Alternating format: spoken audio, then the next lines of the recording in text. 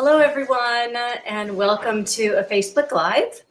I am here to talk to you about wearing white after Labor Day. And yes, it is after Labor Day here in the US. So it has been, you may have seen a lot of posts and comments and articles and all of that about the whole quandary around wearing white once we're past this particular date. So we'll dive into that in a minute. First of all, just in case there's anyone watching who doesn't know who I am, I'm Ginger Burr from Total Image Consultants, and I have been an image consultant helping women with their wardrobes and feeling good about how they look for over 30 years. I am very blessed to be able to do something I love, and I have awesome clients who have gone from feeling stressed and overwhelmed and just frumpy, whatever it might be, when they get dressed, to feeling great. And I love being able to see them blossom and take some of that stress out of their lives and just make it easier and more fun to get dressed. And so wearing white, I don't know, might not be a big deal when it comes to really what you're doing with your wardrobe, but maybe it's something you've thought about, and maybe you're wondering whether it's something you want to do. I don't know. I personally haven't been, although actually here it is, it's after Labor Day, and I have been wearing white actually, but you know, it seems that the temperatures have stayed hotter. So today, I live in the Boston area. Today it was something like 86 and very humid, although I know not as humid as it gets down there in the South, but very humid. And so it felt like summer. So white pants with sandals seemed totally perfect. And I don't remember that used to happen 20 or 30 years ago, but I don't know, maybe it did. Maybe I just wasn't thinking about it and just went by that rule, you don't wear white after Labor Day. So I'm not sure, but I guess it doesn't matter. This is what it is now. So really what I'm talking about is what happens when the temperatures actually do get cool or cold, which will happen. You know, it's really interesting because as I was making some notes and thinking about this earlier today, I realized that when I started in this business, and even a little bit before that, there were a lot of fashion rules that really no longer apply. Think about it. Think about it. If you're somewhere around my age, you may remember, or you may have read about them, whatever. Things like now I never really did this. I think I was too young for this to be true, sort of, or right on that cusp, that your handbag and your shoes had to match exactly. In fact, manufacturers, designers would make shoes and handbags that were out of the same material, obviously meant to go together. That doesn't really happen as much anymore. And now, you know, there's that whole stigma of being too matchy too. So that it was way easier back then when you just matched it and you were done. Anyway, that's no longer a rule. What were some of the others? Let's see. Oh yes, now we wear jeans everywhere. Years ago, I don't even think I wore jeans until I was in college or something. I know other people did. I just wasn't a big jeans person. Plus, I didn't think they were very comfortable back then. But now you can wear them everywhere, pretty much everywhere. Sleeveless dresses. No one wore sleeveless dresses to work.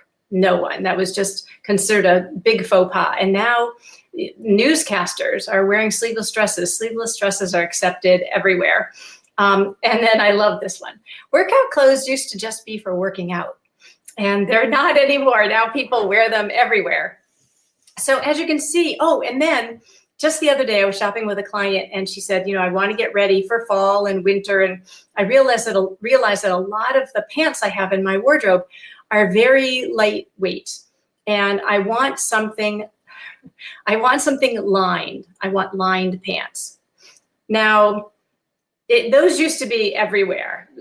That was just what happened. When it was fall and winter, they lined the pants and that's what you wore. Now, yes, you probably can still find them, or you can have them made or something, but lined pants are not a thing right now, and they're certainly not in style. So trying to find those was not easy. Anyway, so we've seen a lot of rules kind of fly out the window, and the whole thing about wearing white after Labor Day has too. And it was kind of a silly rule anyway. I probably should go and find out how it started. But anyway, it's no longer applicable. But that said, then how do you, and this is presuming it's now cold out. Like I said, if it's hot, you just wear white and you put on sandals and you're done. But when it does get to be cold or cooler, how do you make that work? And mostly, I think we're talking here about white on the bottom. I mean, a lot of people wear white blouses, white shirts, white sweaters, that kind of thing. But mostly I think we're talking about pants or, well, not so much even skirt. Well, yeah, I guess it could be skirts too, but mostly pants on the bottom. Somehow that just seems different and more telltale that the weather supposedly is warm outside. Anyway, trying to figure out how to take that look and bring it into a cooler weather experience. Sometimes it seems like it should be very straightforward, and you may have discovered this. It's really not as much. So I found there are basically three things you really want to think about. First of all, you want to think about the fabric of the pants, because your chances are really good, if it's freezing out, you're not going to be wearing linen or a lightweight cotton. You're going to go into a heavier fabric, something that will keep you warmer, obviously. And so it's other than maybe jeans, which have a little bit of weight to them, and not everybody wears white jeans, denim, in the summer because they find them too hot. But white jeans can last longer into the cooler weather because they do have a little bit more heft to them, and it will keep you a little bit warmer. But other fabrics, you will need to think about that as you're moving into the colder weather. The other thing, and I think this one trips us up a lot, or I should speak for myself, shoes. What do you do when you're not wearing sandals and you've got white pants on? And that's, I mean, we could spend a whole workshop on that practically, because it will depend on the cut of the pants. Are they ankle pants? Are they a trouser? What is the leg style of the pant? How long are the pants? So what's the cut of the pants? And then it also has to do with what color shoes are you going to wear? And that will depend very much on your own personal natural color, as well as on what color you're wearing on top. And so you're not going to, although white boots are very in right now, but chances are really good, probably, you're not going to wear white pants and white boots. And particularly as we get into colder weather. So what color are you going to wear in the bottom? It's something you really have to think about. And then the style of the shoe. Are you going to do a bootie? Are you going to do a knee-high boot? Are you going to do a ballet flat or a pump? Or there's so many, a loafer, there's so many different styles of shoes that figuring all that out, sometimes it's more trouble than it's worth in terms of just being able to wear white in the cooler weather. Now, I do have some clients, when I was thinking about what to wear today for this, I thought, I'll wear white. And then I thought, no, you won't. I own like two kind of whitish things, and they're pretty summery. And I don't wear them a lot because personally, I don't love the way I look in white on top a lot. I feel kind of washed out. I do wear white jeans, but you wouldn't be able to see them, so it wouldn't really matter. And I forgot where I was going with that.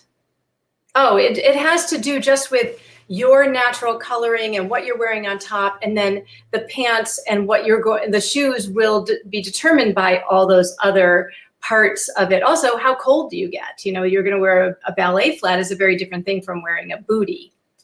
So you have to think about all of these things as you're putting it together. Now, I do have a pair of, I guess they're an ecru, so they're a little bit of an ivoryish tone, just a little bit off-white with a little yellow undertone in it. A pair of pants that I wear in the cooler weather, and I just wear them with a heeled pump. And so I'm not going to do that when it's below zero, and I'm not going to do that when it's snowing out, obviously.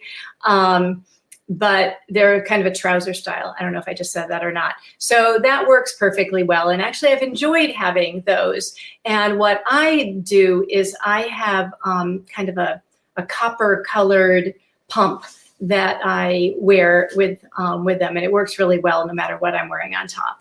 So you have to think about all those things, and like I said, sometimes it's challenging. Plus, you have to figure out sometimes what shade of white you want to wear. Like I mentioned, I wear an ecru kind of because I have very warm coloring and I look better. I don't look good in a very stark white. And I certainly don't look good in a winter white, which tends to have a little bit of a grayish undertone that just is way too stark and cool for me. So I like to go a little bit more towards the ivory, the ecru. So you also have to think about what shade of white works for you. As you can see, you obviously want to decide if this is something that's really that important to you. Clearly, there's a lot of buzz about it right now because we just passed Labor Day, and also because we don't want to be hemmed in by rules, which is great. But is this a rule that feels important to you to break? Actually, we're not breaking it anymore because it isn't even a rule anymore. But is it important enough to you to want to do that? So if it is, like I said, think about the fabric. Think about the shoes, and do all of this in advance before you buy something, because you don't want to just have it sit in your closet. I've done this myself, and my clients have done this as well. You buy something with the best of intentions, and then you realize that you don't know what shoes to wear with it, and none of the shoes you have seem to work. And that could easily happen with white pants. So make sure that you have all of those pieces together before you invest in a pair of white pants that you really want to wear. Otherwise, you know what? If you're in a climate like I am right now, where it's eventually going to get cooler, but it's warm right now, then you know what? Enjoy the white pants, your summery white pants, while the temperatures are still summery and you're still breaking that not to wear white after Labor Day rule, and just go with that. Also, I have to say that I love the feeling in like May when I get to go into my closet and pull out my spring and summer things, and there are my white pants. I'm like, yes, it's getting warm. Now I can wear these. This is awesome. So I like that feeling of maybe not having worn them for several months, but that's just me. So think about all of those things when you're considering whether or not white pants after Labor Day is a good thing for you or not. And if it's not, that's fine too. There are lots of other things to wear. And thank you, Lauren. I'm so glad that you're finding this helpful, because it is something that we have to consider. There's a lot of different, when we're putting together a wardrobe, there are a lot of different moving parts. And part of what gets us stuck and leaves us with things in our closet that we never wear is when we don't consider all those moving parts before we make a purchase. And also to consider, and I do this a lot with my clients, consider who we are, what makes us happy to wear. We don't want to just be breaking a rule to break a rule. We want to do it because it brings us pleasure. And our wardrobe, getting dressed every single day, should bring us pleasure. So I hope that you've been having fun with this.